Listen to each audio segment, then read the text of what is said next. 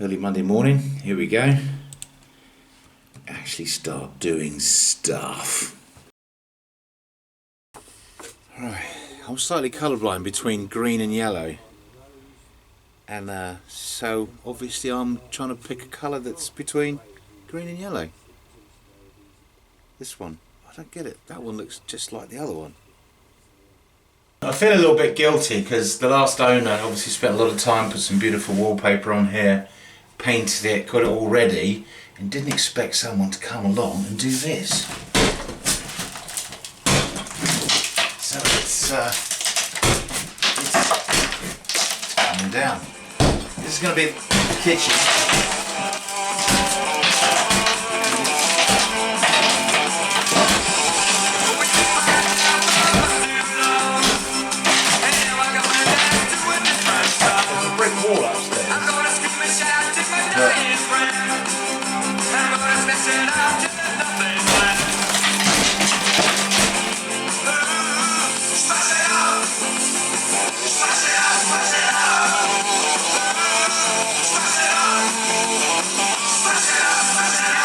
So there's a brick wall,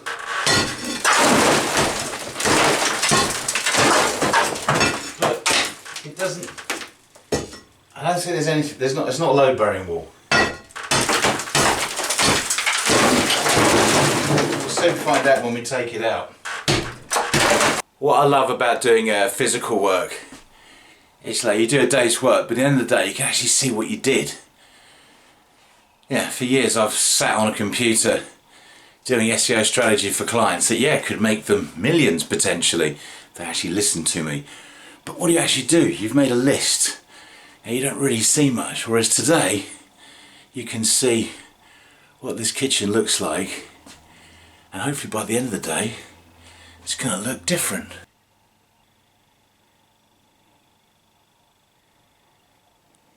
It's a bit Hammer House of Horror in here today. Going through the kitchen, finding all this stuff, and check this out.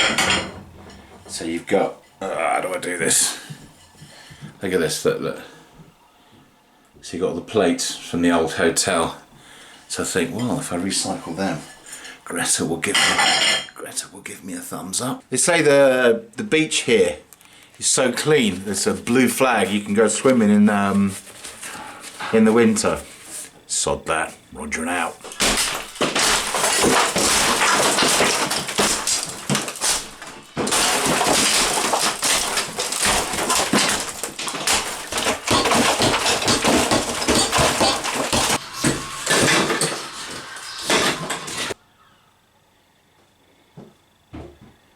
That was fun. Very therapeutic. You can't do that when you're a digital nomad. Oh hi, can I just smash up your house? Because I think I should do it in a different way. So I'm thinking, well, what do you reckon? So here is room number 3. So you can keep that door and you still walk into the kitchen. And you call it Alice in Wonderland's room. What do you reckon? People say to me, oh, you built houses in Romania and Egypt, that must be really difficult. Yeah, it must be so complicated. And yeah, a lot of things are. Getting certain things, the corruption, not knowing what's going on, the language. But what people don't understand is some things that are really easy. And like, just getting rid of junk. In a quarter mile, turn left onto Peg's Lane. Okay. Quarter of a mile turn right. Was that right or left? Yeah, you either dig a hole and bury it, burn it, put it in a bag, and if it's too much... Take the next left onto Peg's Lane. Okay, I got it. Yeah, it's pretty straightforward. You just deal with it. It just happens. And that's in a place where it doesn't really have garbage trucks and stuff. Continue on Peg's Lane for 3/4 of a mile. Right, okay. Where is this dump, man? So, I'm asking people, so, what's the crack with getting rid of stuff? Everyone's like, oh, going to the dump. Da da da. And I've heard all kinds of versions, like some you just won't be allowed in, I've been told to buy an estate, not a van, because if I turn up in a van, whatever I have, I'll be charged £100 a tonne. So basically everything I've got in the back now, they charge me £100 to get rid of. It's worth like nothing. I think it'd probably cost less to even buy originally. Whereas apparently if I turn up in a car, I can get rid of it. But then some people say, oh no, you got to pay by bag. Some people say that they're going to take your registration number and see that this is not registered here. It's like, you serious? All this just to go to the dump? So, in 1,000 feet, turn right onto Saltcoats Road, B5259. Okay. Yeah, so I'm just really intrigued as to what's going to happen. But literally, every person has given me a different version. But one thing I've learned with doing all this stuff is I fixed up a beach house in a village. Take the next right onto Saltcoats Road, B5259. I got it, thanks. I restored a beach house in a village called Snettisham in Norfolk. And for about the first year, I was kind of new to this kind of like working outside of London, not strict regs for everything. And everyone, literally everyone on that beach knew the planning laws on what you could do, how high the place was with... In half a mile, your destination will be on the left. Half a mile on the left, got it. Everyone knew. And yeah, so when I was designing the place, oh, you can't do that and this, everyone knew what you could do. So eventually I just thought, you know what, I'm just going to get out of the planning office. So I made an appointment to see the head of planning. And I met her, and I said, look, you must have had so many dealings with people on Snettisham Beach. And she said, I couldn't believe it, she said, I've been head of planning for 13 years. Not a single person has ever come to see me. Like, are you serious? It's like all those people that knew about everything. So that doesn't just happen abroad. That happens here as well. So basically, there's one way to Your destination is on the left. There's one way to find out what you can actually do when you go to the dump. And that's called go to the dump and find out.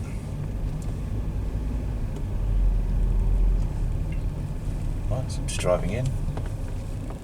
There's no Gestapo gates zapping me to see what I've got. It looks like I just... small electrical scrap metal wood.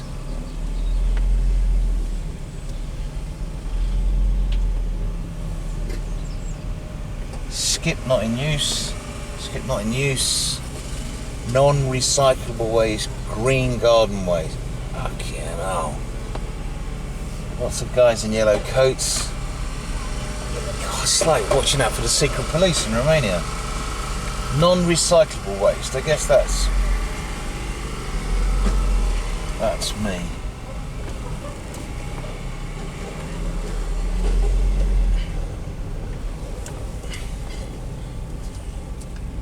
So I feel they're going to come up to me and like, hey, what do you think you're doing, pal? It's like, well, I'm dumping a load of chrome. Funnily enough.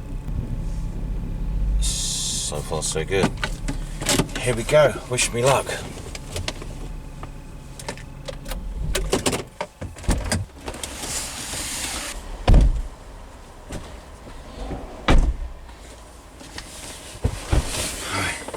So far so good. I gotta get rid of the plaster now.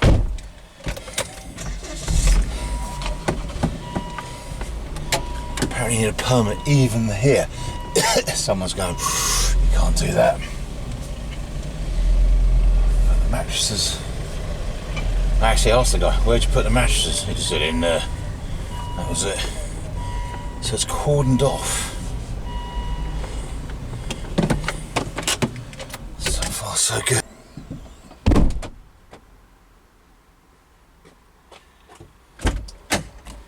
Jesus. So that's true. You got a permit. he literally wanted to discuss the finer points of the permit. Where do I live? My inside leg measurement. Whilst I'm holding 30 kilos of plaster in my hand. What's he going to do? Zap my number plate and turn me into a frog? Checked the web. I can get a permit for the dump and take 3 bags of plaster a month. So I guess we'll have this place empty by Christmas. Look what we found. It's only 5 years out of date. Somewhere different is now in Blackpool, but originally it was in Egypt. Got a place in the Sahara Desert, as you do. And I was out there in December taking some pictures, and I've only just got around to editing them. Take 7.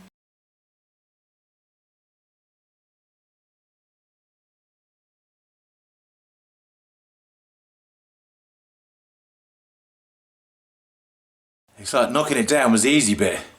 We've now got to get all this into bags and then into the dump. So quick out on Gumtree within half an hour. Yeah mate, I need some work.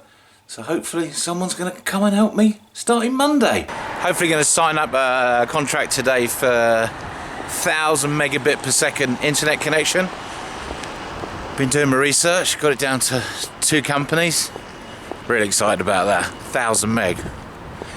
I've never seen 1,000 meg. I mean, like, how fast is that? 1,000 meg is 125 megabits of file transfer a second. It's like, can you send me the files? Like, it's already there. So yeah, so he's like salesman doing his job trying to close me. And he's like, yeah, we'll need your bank account details. So, oh yeah, I said I've sorted the bank account out. In England, if you don't have an address, it's a total hassle. You can't get anything done. Where do you live? They just sort of call it my house, Siwa, Egypt. They look at you like you're fucking mad or something. So finally, I've got an address. What's your postcode? Hey, I've got one. So yeah, today's challenge is to get a personal account set up, not a business account. I've checked online, if you're a sole trader, which is what I'm going to be, you don't legally have to have a business account. Try telling that to the bank. Let's find out. Barclays, let's give them a go. Sorry, that's not good enough proof of your address, sir. Why don't you go online and check on the land registry, the house is in my name. Sorry, sir, that's not good enough. Alright, NatWest. Oh, you need to have a ZYFQ that proves your national insurance number. Go across to the council, they'll give you one. Hi, where do I get my, whatever it's called, the national insurance? Oh, I don't know. They say the tower's designed that if it's really windy day, that it'll only, if it collapses, it'll only collapse into the sea and not where I am now, behind it. There's an old Chinese proverb in Blackpool and it says, on a very windy day, don't stand in front of a tower on a beach. If you have not lived here for the last 3 years, please put all the addresses that you have lived at.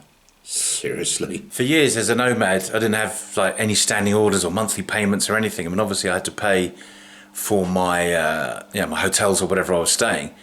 But like, if you didn't get any work in or whatever, your monthly costs were kind of zero apart from food. So today was quite, just signed a contract for 250 quid a month. Excuse me. Every month for the next 3 years. So that's like a mortgage. That's for 1,000, yes, that's not 100, 1,000 megabit per second connection for somewhere different. Hey. I'm so pleased with that. To have a gig per second connection in this house, yeah, it's all about co-working, it's all about nomads, and they need fast internet. And by the looks of things, we're gonna have it. The big question is, when will it be connected? You know when you got a friend coming over and you're like, oh, I'll put them in the spare room. Well, I've got 2 guys starting to work next week, and they're going to stay over, and it's like, yeah, I need to find some accommodation. So, well, I think we can sort that. Which room should I put him in? I think I'm going to have a slightly busy weekend getting ready. But yeah, next week